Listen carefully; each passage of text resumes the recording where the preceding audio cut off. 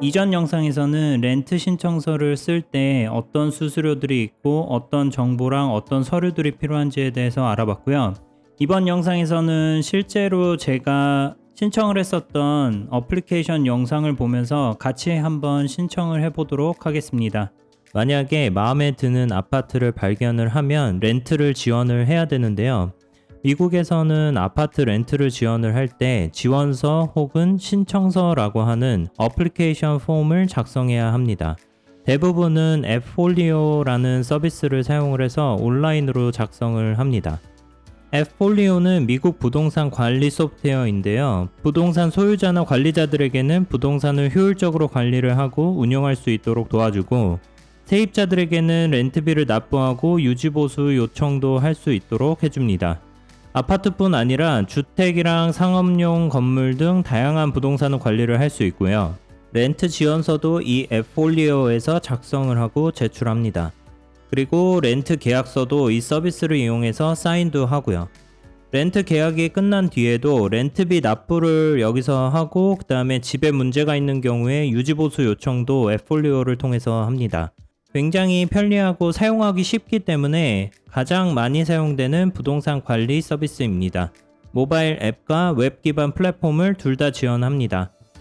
이전 영상에서 말씀을 드린 것처럼 저는 두 개의 아파트에 어플리케이션 폼을 작성해서 제출을 했었고요. 둘 다 앱폴리오로 작성을 했고 내용이 거의 비슷합니다. 진로우나 리얼터닷컴이나 레드핀 같은 그 부동산 온라인 플랫폼에서 어떤 식으로 그 어플리케이션 폼을 작성하는 곳까지 들어갈 수 있는지 한번 보여드리겠습니다. 여기는 진로우고요. 이거는 예제로 보여드릴 그 아파트인데 크로싱스 앳 라리탄이고, 이게 제가 첫 번째로 어플리케이션 폼을 작성을 했던 아파트입니다. 여기에 보시면 이렇게 available한 유닛들이 나와 있는데, 그 맨 위에 보시면은 이런 식으로 웹사이트가 있는 경우가 있어요. 그래서 요거를 클릭을 하시면 아파트의 웹사이트로 들어가게 됩니다. 여기에 보시면 지금 렌트를 구하시면 1month 프리를 프리모션 하고 있는 것 같습니다. 그래서 여기에 이제 메뉴들이 있는데, 그 어플리케이션 폼을 작성을 하려면 먼저 available한 유닛이 있는지를 봐야 되잖아요. 그래서 availability라는 메뉴로 들어가게 됩니다. 아파트마다 웹사이트가 있는 곳도 있고 없는 곳도 있는데, 있는 곳 같은 경우에는 availability 같은 메뉴가 있어요. 그래서 실제 어떤 유닛이 지금 현재 렌트가 가능한지를 볼 수가 있는데, 여기에 보시면 지금 원베드 원베스 유닛들이 좀 있고 투베드 투베스도 있네요. 그래서 available에 보시면 지금 바로 가능한 유닛이 있는가 하면 날짜가 되어 있는 것도 있어요. 그래서 이거 같은 경우에는 지금 당장 바로 이사를 들어가지는 못하고 8월 10일까지 기다려야 된다는 뜻입니다. 만약에 아파트 홈페이지가 없거나 아니면 아파트 홈페이지에서 availability라는 메뉴가 안 보이시는 분들은 bestrentnj.com이라는 홈페이지에서 한번 찾아보시고요. 여기에도 만약에 아파트가 안 보이시는 분들은 진로우에서 마음에 드는 아파트를 발견을 하시면 Request to Apply라는 버튼을 눌러서 여기에 이름하고 핸드폰 번호, 이메일을 입력을 하시고 Send Request 누르시면 진로우 측에서 여러분한테 연락이 갈 거예요. 그래서 제가 하나 원베드 원베스에 보시면 예를 들어서 여기에 뷰 디테일스가 있고 어플라이 나우가 있는데, 뷰 디테일스를 들어가 보시면 렌트는 매달 납부할 월세를 얘기하는 거고요. 어드민 피랑 어플리케이션 피는 렌트를 신청을 할 때 납부를 해야 되는 수수료인데, 요것들에 대해서는 자세하게 이전 영상에서 설명을 했으니까 이전 영상을 한번 참고해 주세요. 그리고 시큐리티 디파짓은 이 렌트를 할 때 보증금을 얼마나 내야 되는지입니다. 그래서 이 보증금은 집을 나갈 때, 이사할 때 당연히 돌려주는 거고요. 그러면 여기에서 이제 apply now를 한번 해보겠습니다. 이렇게 오른쪽에 보시면 전체 렌탈 어플리케이션 폼을 작성하는 과정이 이렇게 나오고요. 제일 첫 페이지에 Before You Begin이라고 그래서 렌트 어플리케이션을 작성을 하기 전에 어떤 것들을 주의하셔야 되는지 모든 것들이 이제 써 있습니다. Before You Begin에서 필요한 서류랑 정보들을 다 확인을 하시고, 그 다음에 Contact Info를 작성을 하시고, 지금 어디에 살고 있는지를 작성을 하시고, 그 다음에 Co-Applicant나 Occupant가 있는 경우에는 작성을 하시면 되고, 그 다음 Personal Information을 작성을 하고, 그 다음에 Income, 소득이 얼마나 되는지를 확인을 하신 다음에 마지막에 퀘스천이 있는데 여기에는 동물이 있는지 뭐 그런 것들에 대해서 물어보고요. 그 다음에 필요한 서류들을 마지막에 첨부를 한 다음에 여러 가지 수수료들을 지불을 하고, 그 다음에 리뷰한 다음에 컨펌으로 이제 마지막에 제출을 하게 됩니다. 이게 제가 첫 번째로 썼던 렌탈 어플리케이션이었는데요. 보시는 것처럼 렌트를 지원하는 데만 어드민 피 $200랑 어플리케이션 피 $100를 합쳐서 $300나 들었습니다. 렌탈 비용도 굉장히 비쌌고요. 그런데도 렌트 신청을 한 건 이 아파트만 유일하게 크레딧이 없어도 받아준다고 했었거든요. 그런데 이제 신청을 하고 신용 조사를 해봤더니 신기하게도 크레딧이 아예 없지 않더라고요. 그래서 크레딧이 필요해서 지원을 못했었던 훨씬 저렴한 아파트에 또 지원을 하게 됩니다. 지금부터는 두 번째 아파트의 지원서를 같이 보시면서 한번 작성해 보겠습니다. 똑같이 이런 아파트의 홈페이지에 들어가셔서 Available Rentals를 클릭을 하신 다음에 제가 진로우나 다른 부동산 앱에서 봤었던 그 유닛을 확인을 하시고, 그 유닛에 들어가시면 이렇게 Apply Now라고 하는 버튼이 보이실 거예요. 그래서 이 버튼을 클릭을 하시면 아까 보셨던 똑같은 앱폴리오 렌탈 어플리케이션 작성하는 페이지가 나오게 됩니다. 렌탈 어플리케이션을 작성하는 페이지에 들어오면 이렇게 첫 단계인 Before You Begin이라는 페이지가 보입니다. 이 페이지는 말 그대로 렌탈 어플리케이션 폼을 작성하기 전에 알아둬야 할 것들에 대해서 설명을 해주는데요. 수수료는 얼마나 드는지, 어떤 정보들이 필요하고 그걸 증명하기 위해서 어떤 서류들이 필요한지, 그 다음에 제한이 되는 것들은 어떤 것들이 있는지 등을 알려주는데요. 만약에 애완동물을 키우지 못하는 아파트라고 설명이 되어 있으면 신청서를 작성하시기 전에 미리 알 수 있겠죠. 아까 봤던 첫 번째 아파트보다 훨씬 자세하게 설명이 되어 있습니다. 그래서 어떤 내용들이 있는지 하나씩 살펴보겠습니다. 먼저 아이덴티피케이션 정보가 필요한데요. 18살 이상인 성인들은 모두 반드시 정부에서 발급한 유효한 신분증이 있어야 합니다. 미국 정부에서 발급한 유효한 신분증은 아직 만료되지 않은 미국 운전면허증을 가장 많이 사용을 하고요. 이때 저는 아직 미국 운전면허증이 없어서 미국 여권으로 대신했습니다. 그리고 영주권자이신 분들은 영주권 카드로, 그 다음에 비자로 오신 분들은 비자 서류로 인증을 하시면 될 것 같습니다. 두 번째는 인컴에 대해서 나와 있는데요. 이전 아파트에서도 마찬가지였는데 한 달 수입이 렌트비의 3배 이상이 되어야 한다고 되어 있습니다. 로우 인컴이신 분들을 위한 아파트가 아니라면 거의 대부분의 아파트에서 비슷할 거예요. 만약에 수입이 없으신 분들은 개런터라고 하는 보증인이 수입을 인정하셔도 되는데, 보증인이 있는 경우에는 렌트비의 4배 이상의 수입을 인증해야 할 수도 있습니다. 여기서 수입은 세전 수입을 말하고요. 회사를 다니고 계신 분들은 그로스 인컴이라고 하는 세전 임금을 확인하기 위해서 2-3개 정도의 페이스톱이 필요할 수도 있습니다. 그 다음은 렌탈 히스토리인데요. 이전에 렌트를 한 적이 있다면 그 주소랑 관리인 연락처 등이 필요합니다. 여기서는 최근 6개월간의 렌탈 히스토리가 있어야 하고, 만약 6개월보다 작으면 추가 디파짓 보증금을 내거나 아니면은 보증인이 있거나 아니면 렌탈이 거절될 수도 있다고 쓰여 있어요. 하지만 아파트 측이랑 직접 확인을 해본 결과 저같이 미국에 온 지 얼마 안 돼서 아예 히스토리가 없으면 그냥 지원하려는 아파트의 주소를 적으라고 하더라고요. 이게 필수 사항인 경우가 많아서 반드시 뭐든 적어야 합니다. 어떤 아파트는 3년치를 적으라고 하기도 하고, 히스토리가 없으면 아예 렌탈이 안 된다는 아파트도 있을 수 있으니까 아파트랑 직접 확인을 해보시는 걸 추천합니다. 이전 영상에서도 설명드린 것처럼 렌탈 히스토리를 확인을 해서 집을 빌려줘도 괜찮은 사람인지를 아파트 측에서 먼저 확인하려고 요구하는 겁니다. 그 다음으로 크레딧 히스토리를 체크를 하는데요. 이거는 저희가 직접 정보를 주는 게 아니고 저희는 SSN 정보만 주면 아파트 측에서 크레딧을 확인해주는 회사에 문의를 해서 체크를 해줍니다. 크리미널 히스토리도 마찬가지인데요. 저희가 준 개인정보들로 안 좋은 범죄 기록이 있었는지 백그라운드 스크리닝을 하는데요. 아파트에서 이렇게 1차적으로 확인을 해주기 때문에 그 아파트에는 최소한 범죄자는 없을 가능성이 크겠죠. 이런 회사에서 관리하는 아파트는 대부분 애완동물이 허용이 됩니다.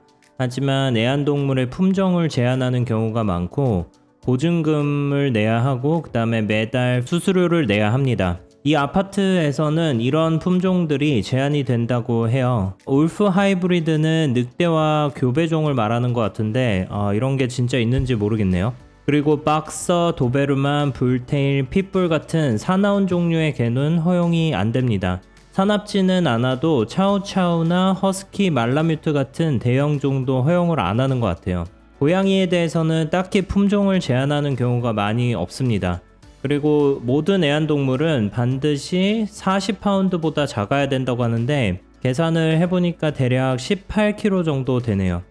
여기에 보시는 Fair Housing Statement라고 하는 거는 대부분의 렌트 계약서에 포함이 되는 내용인데요. 미국 전역에서 집을 렌트를 하거나 구입을 하거나 모기지 대출을 하거나 주택 지원을 받거나 주택 관련된 어떤 활동을 할 때 차별을 금지하는 법을 따른다는 의미입니다. 이 법은 인종이나 피부색, 국적, 종교, 성별, 가족 상태, 장애에 따른 모든 차별을 금지를 하고요. 만약에 여러분들이 한국인이라고 해서 이 아파트 렌트를 할 수 없다고 하면 굉장히 기분이 나쁘겠죠. 엄청난 불법이고요.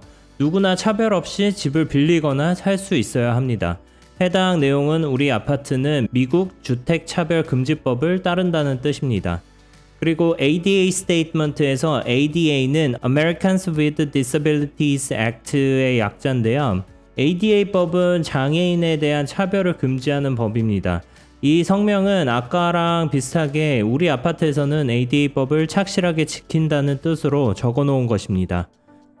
자, 그럼 이제 이 아파트의 렌트에 지원하기 위해서 필요한 정보들에 대해서 다 알아봤으니까 이제 실제 렌트 어플리케이션을 작성을 한번 해보도록 하겠습니다.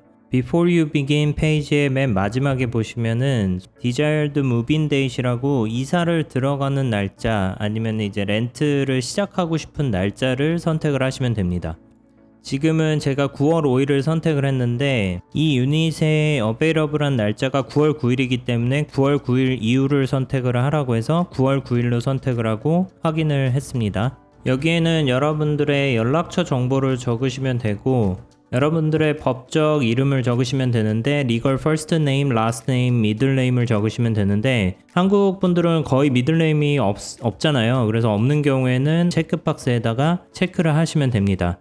서픽시스라고 이름 뒤에 붙는 전미사는 한국 분들은 거의 없기 때문에 이거는 그냥 비워두셔도 됩니다. 이제는 이메일 주소를 적으시고 이메일 주소를 확인하는 용도로 다시 한번 적고요. 그 다음에 미국 핸드폰 번호를 적으시면 됩니다.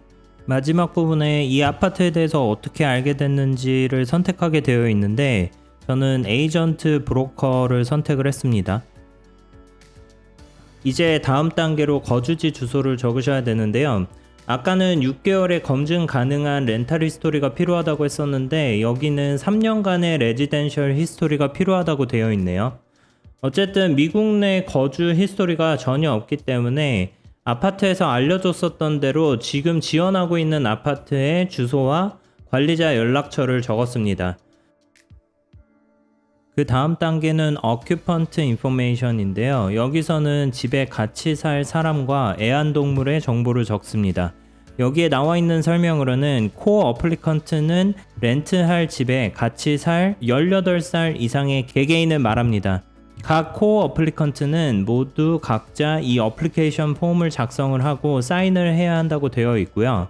다른 어큐펀트는 작성하지 않아도 된다고 해요.